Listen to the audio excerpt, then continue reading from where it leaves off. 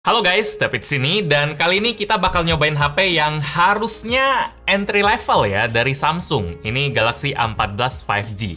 Saya penasaran sama nih HP, Galaxy A14 kan harusnya entry level ya, sejutaan atau mentok-mentok 2 juta kecil lah. Tapi HP ini harganya 2.999 alias 3 juta. Jatuhnya udah masuk kelas mid-range. Galaxy A14 mid-range kayak nggak masuk aja.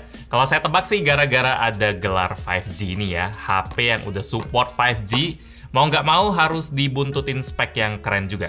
Soalnya nggak ada HP 5G yang mesinnya lemot sih. Galaxy A14 5G juga gitu. Speknya kedengeran oke, dia Dimensity 700, RAM-nya 6GB, internal 128, Full HD, terus 90Hz, baterai 5000 mAh. Kayak bukan entry level gitu. Nggak tahu kenapa Samsung kasih nama A14 ke HP ini. Kenapa nggak A24, A34? Nanti kita coba lihat sambil unbox. Yang dari kotaknya kelihatan bikin dak-dik-duk sih. Soalnya kotaknya tipis gini. Dan kalau Samsung udah kasih kotak tipis, ya biasanya nggak ada chargernya. Nanti coba kita lihat, pastiin aja. Kita lihat desain depannya dulu. Galaxy A14 5G ini ada desainnya, ini warna ungu. Samsung sih bilang ini warnanya dark red ya. Di sini ada dia tulis dark red alias merah gelap, RAM-nya 6GB, internal 128. Cuma kalau mata saya lihat sih ungu sih. Mata Kevin lihat ungu. Iqbal juga bilang ungu. Mungkin Samsung keinspirasi dari kalau kepala kejedot gitu kan. Ungu gitu kulitnya, padahal sebenarnya dalamnya darahnya merah gelap aja tapi kelihatannya ungu. Mungkin gitu ya. Ya jadi ya terserah mereka lah, ini ungu sih. Ya di bagian depan sini kita bisa ngelihat preview desainnya. Di sebelah kiri ada Galaxy A14 5G, di kanan polos, bawah ada IMEI dan itu tadi. Di atas nggak ada apa-apa, kita langsung coba buka aja. Cara bukanya pakai sistem slide kayak gini ya, bukan diangkat. Berarti ini Galaxy A14 yang entry level. Kalau HP-HP yang entry level memang biasanya pakai slide gini kayak lemari. Kalau misalnya yang mewah kan S22 pakai diangkat gitu. Ini dari kotaknya kelihatan kayak entry level. Sini ada Samsung, packagingnya juga. Dari dalamnya ada kabel. Ini Type-C to Type-C, oke. Kelihatan mahal. Terus ini ada buku petunjuk. Gitu doang, nggak ada casing, nggak ada apaan. Terus ada kertas IMEI, ada HP-nya. Ini ada keunggulannya yang dipamerin Samsung, Infinity V Display alias Pony, triple kamera, sama ada fingerprint.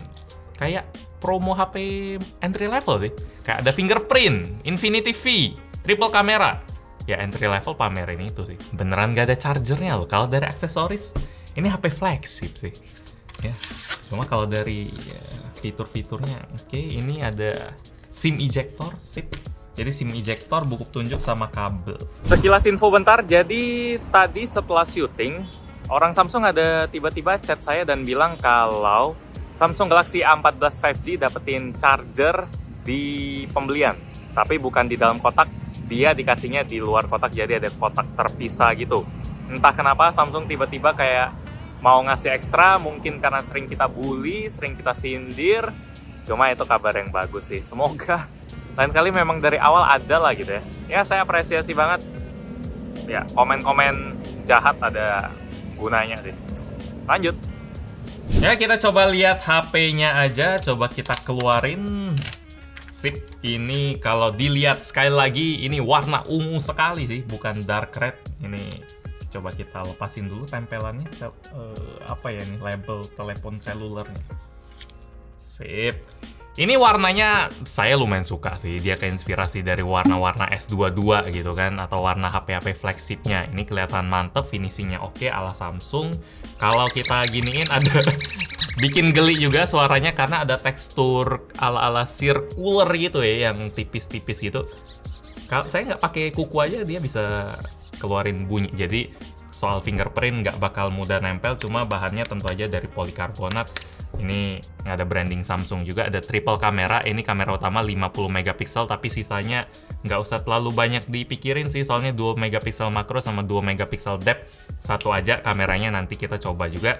Kalau dari desainnya tebel sih ini. Saya udah baca speknya, dia 9 mm. Cuma udah lupa gitu kalau 9 mm itu setebel apa. Ternyata kalau dipegang lumayan tebel tapi nggak seberat itu. Beratnya 205 gram aja.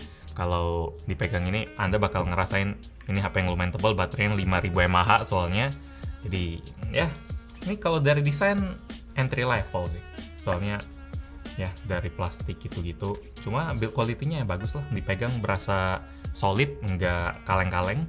Di sebelah kanan ada tombol power plus fingerprint yang ditulis tadi, ada tombol volume. Di atas ada mikrofon, mantap. Ini sesuatu yang tidak bisa diikutin oleh semua brand HP kayak Infinix kemarin kita unbox, harganya 3 juta, tapi mikrofon cuma satu di bawah. Kalau Samsung paling murah pun termasuk A14, dia ada mikrofon di atas sama di bawah, jadi harusnya rekaman suaranya bagus. Di kanan ada SIM tray, coba kita lihat.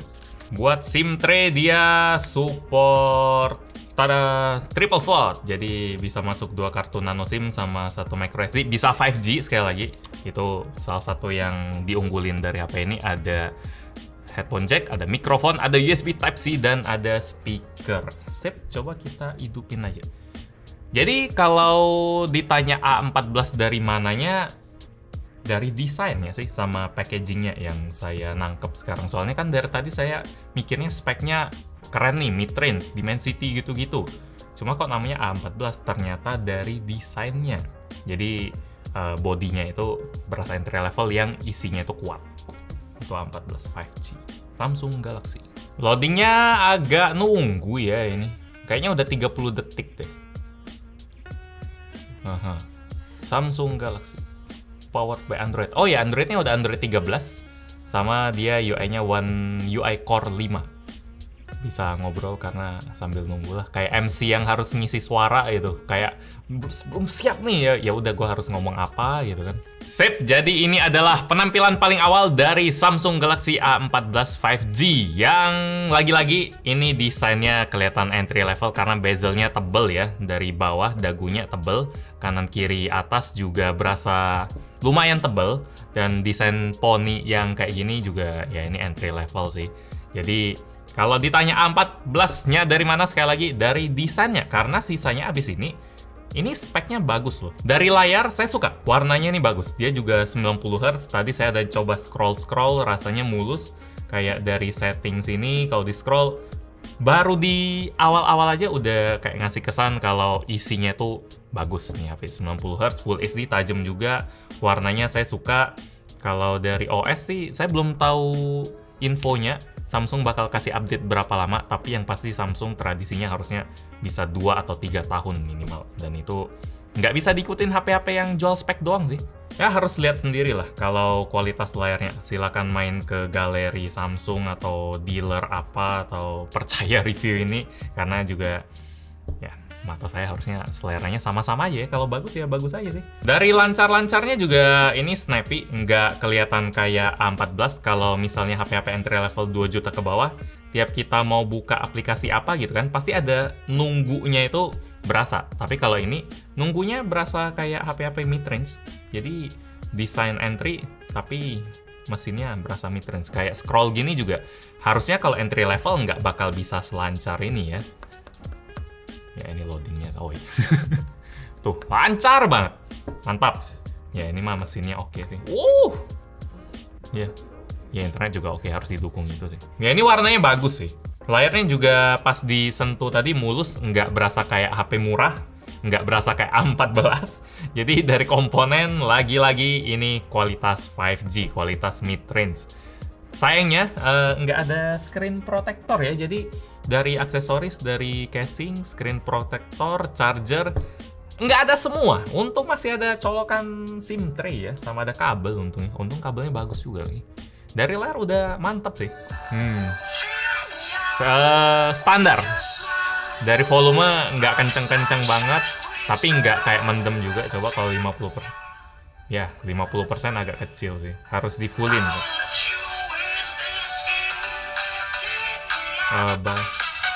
Bassnya oke lah, tapi nggak spesial kayak gimana sih. Bassnya, speakernya B aja, nggak jelek tapi B aja. Sama mesin getarnya juga ini ala entry level. Kalau dari performanya, saya udah cek Antutu. Ini skornya Dimensity 700. Ini Antutu 9 dan skornya 332.000. Jadi bisa ngarep performanya kayak Helio G99 yang banyak dipakai di HP 3 juta atau 2 juta setengah juta ke atas, 3 juta, 4 juta ada yang pakai, tapi itu ya brand-brand yang gede kayak Oppo, Vivo gitu sih yang G99 4 jutaan. Ini skornya mirip-mirip, tapi dia udah 5G. Dimensity 700 G99, kalau ditanya yang paling berasa bedanya ya itu sih. Kalau dari performa dia mirip-mirip aja, 300 ribuan Antutunya. Kalau buat main game coba. Kalau ML kenceng malah. Lebih kenceng dari YouTube tadi. Tuh, apa karena dipaksain? Tapi kenceng sih game. Kayak kalau kita puter gini disuruh sebelah turunin lagi. Wah, ini mulus sih. Kalau kita lihat di sini, refresh rate-nya bisa super. Super tuh berarti 90 ya harusnya. Kalau 120 itu apa nih? Ultra. Ya. Grafiknya high, refresh rate-nya bisa super. Ini kita main brawl aja biar langsung rame hero-nya. Terus kita bisa spam-spamin juga. Ya. Lancar sih. Mantap ini. Udah dibilang 5G-nya itu berasa di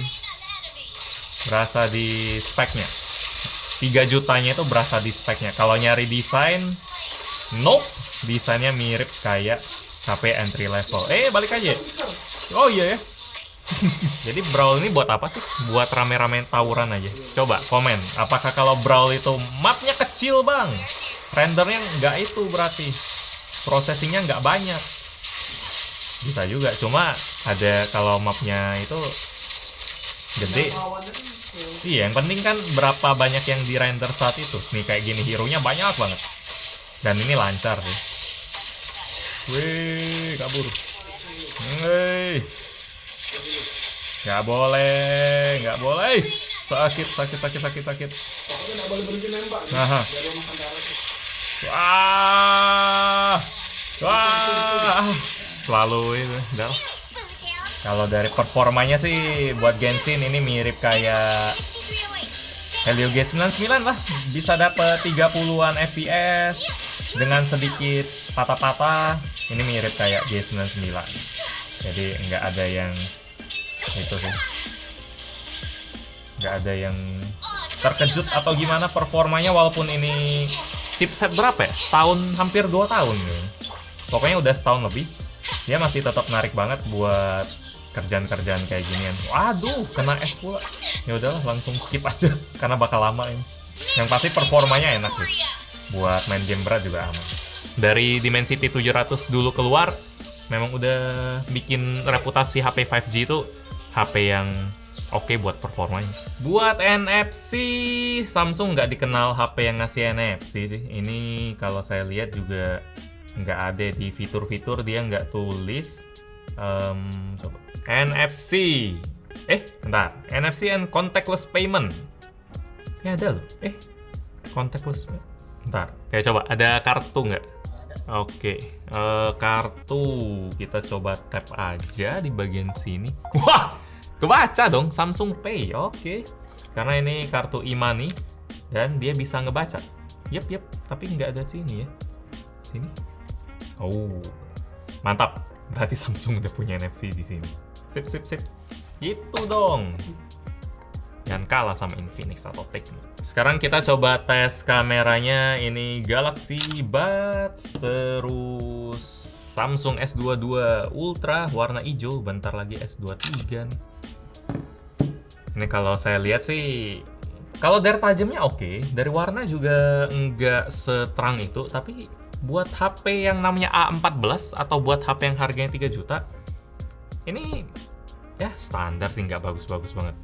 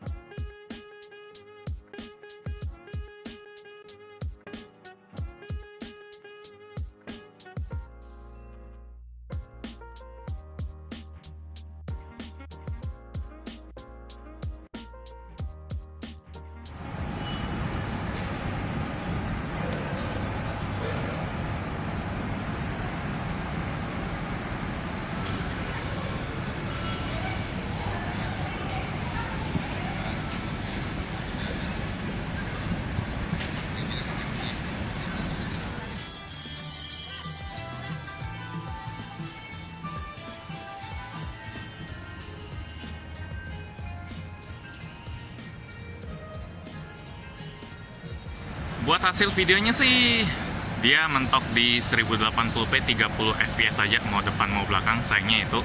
Tapi kamera depannya bagus ya tadi fotonya, sama ini juga selfie. Muka saya kelihatan oke, warnanya. Kalau ganteng sih kayaknya enggak ya. Tapi warnanya saya suka. Ini di mode stabilisasi on, walaupun nggak ada OS, tapi pakai software aja. Kesimpulan buat Galaxy A14 5G, kalau Anda bisa menerima tampangnya yang entry level banget, mulai dari bezelnya, dari tebelnya, sama nggak ada aksesoris. Ini HP yang bagus sih, speknya bagus loh. Tadi kita pakai buat main, dia bagus. Layar juga menyenangkan buat dipakai, mulus, warna enak, tajam juga.